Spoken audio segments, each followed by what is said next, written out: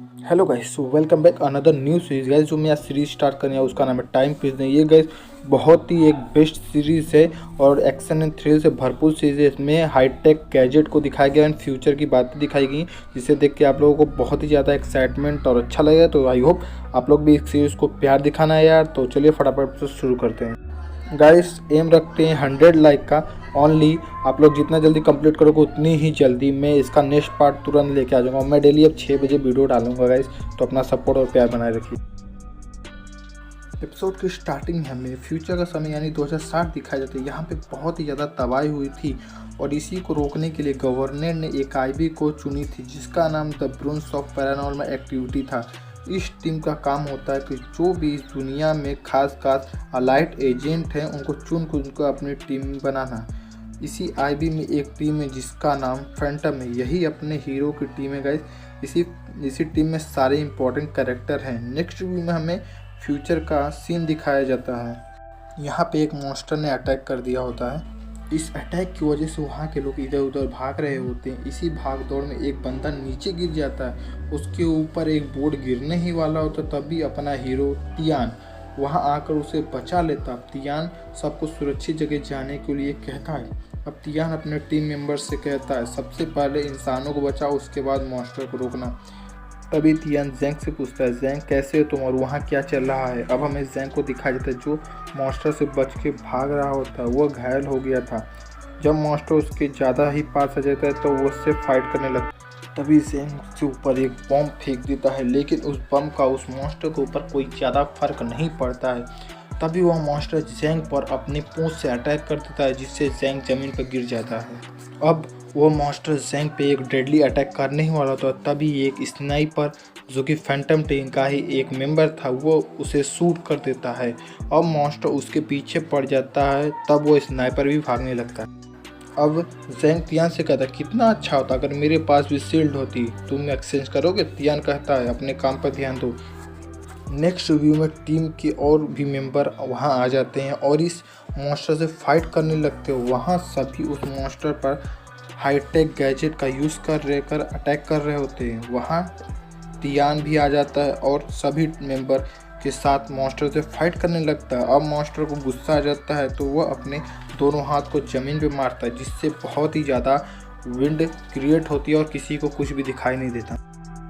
अब जियान सोचता है कि इस मॉन्स्टर का कोई तो पॉइंट जरूर होगा और उसे वो खोजने लगता है। तियान अपने टीम मेंबर से बोलता है इसका वीक पॉइंट इसका हार्ट है, हमें इसके हार्ट पर अटैक करना होगा। अब टीम के सभी मेंबर ऐसा ही करते हैं और मॉन्स्टर के हार्ट पर अटैक करने लगते हैं जिससे मॉन्स्टर को पेन हो रहा था और वो खुद को कैमोफ्लेज की हेल्प से हाइड कर लेता है। अब क्योंकि मॉन्स्टर किसी को दिखाई नहीं देता तो सभी टीम मेंबर मिलकर उसे खोजने लगते हैं। तो तभी जिया जैंग से कहती है तुम इसे मजाक में क्यों ले रहे हो। तभी जैंग कहता है वो मॉन्स्टर क्या ही कर लेगा। तभी अचानक से वो मॉन्स्टर जैंग के पीछे से एक डेडली अटैक करता है और जैंग वहीं गिर जाता है। अब वो मॉन्स्टर जिया पर अटैक करने ही वाला होता है, तभी तियान स्पीड में आकर उसे बचा लेता है। अब मॉन्स्टर स्नाइपर के पीछे लग जाता है। अब तियान जिया से कहता है हमें ये बम उसके दिल के पास ब्लास्ट करना होगा, तब शायद वो मॉन्स्टर मर जाए। जिया उससे कहते ये बहुत ही ज़्यादा खतरनाक हो सकता है। तियान बोलता है हमारे पास ना वक्त है और ना ही कोई दूसरा प्लान। अब तियान स्नाइपर से बोलता है स्नाइपर तुम मॉन्स्टर के दिल में लगी वह प्रोटेक्शन को तोड़ दो, बाकी मैं देख लूँगा। स्नाइपर बिल्कुल ऐसा ही करता है, उसके दिल पर शूट करता है जिससे उसका प्रोटेक्शन टूट जाता है। अब तियान मौका देखकर उड़ते हुए मॉन्स्टर के हार्ट के पास जाके बम को ब्लास्ट कर देता है। इस ब्लास्ट से वहाँ बहुत ही बड़ा धमाका होता है जिससे तियान भी नीचे गिर जाता है। मॉन्स्टर ब्लास्ट में मर जाता है। जिया उसके पास जल्दी जाकर उसे उठाती। इसी के साथ हमें एक बैकग्राउंड वॉइस सुनाई देती है ट्रेनिंग इज़ ओवर। अब हमें पता चलता है कि ये सारी फाइट रियल नहीं ट्रेनिंग पार्ट थी। ये सारे लोग फैंटम टीम से जिन्हें मॉन्स्टर को मारना होता है जिसके लिए ये ट्रेनिंग कर रहे होते हैं, लेकिन यहाँ अपना हीरो रियल में नीचे गिर गया था जिससे उसे चोट आ गई थी। अब जिया उससे कहती है इसे तुम्हें इतना सीरियसली नहीं लेना चाहिए, ये सिर्फ ट्रेनिंग हो रही थी। तभी जैंग भी कहता है जिया तुम बिल्कुल सही कह रही हो।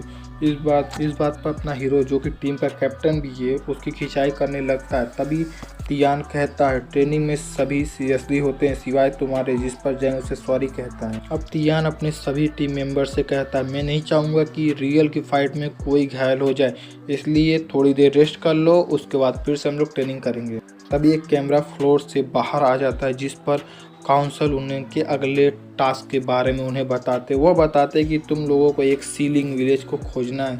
इससे पहले भी कई टीम उसे खोजने के लिए गई लेकिन उनके हाथ कुछ भी नहीं आया, इसलिए ये टास्क तुम्हें दिया जाता है और तुम्हारी हेल्प के लिए वहाँ एक ऑफिसर डेरिक को हमने तैनात कर दिया। अब तियान सभी कहता है सभी अपना सामान पैक कर लो, कल सुबह निकलना है। अब सभी जाने लगते हैं। नेक्स्ट वीक में सभी लोग हमें प्लेन के पास खड़े होते हैं लेकिन जैंग टाइम पर नहीं आता तो बाकी लोग उसके बिना ही चले जाते हैं। अब हमें डेरिक को दिखाया जाता है जो उनका वेट कर रहा था। तभी वो प्लेन वहाँ पर लैंड करता है तो डेरिक उन सभी का वेलकम करता है।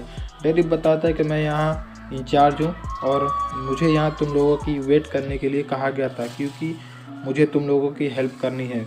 अब डेरिक और तियान के बीच और भी बातें होती हैं। अब डेरिक बताता कि मेरे डाटा के हिसाब से सिली विलेज इसी इलाके में ही है।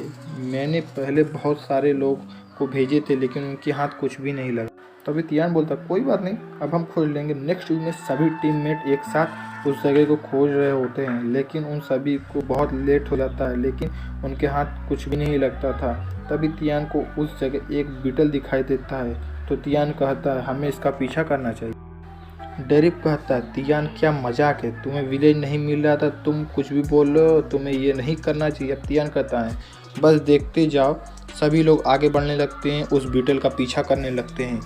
तब वह बीटल एक होल में जाने लगता है, उसी के साथ बहुत सारे बीटल उसी होल में जाने लगते हैं। तभी जियान जिया से कहता है स्कैन करके बताओ। जियान स्कैन करने लगती है कि ये पत्थर नेचुरल नहीं है, मैन मेड है और इस बीटल की एनर्जी का सोर्स भी इसी के नीचे ही है। जिया अब कहती है मुझे लगता है सीलिंग विलेज इसी के नीचे हो सकता है, जिस पर डेरिक कहता है ऐसा कैसे हो सकता है कि पूरा विलेज इसके अंदर हो।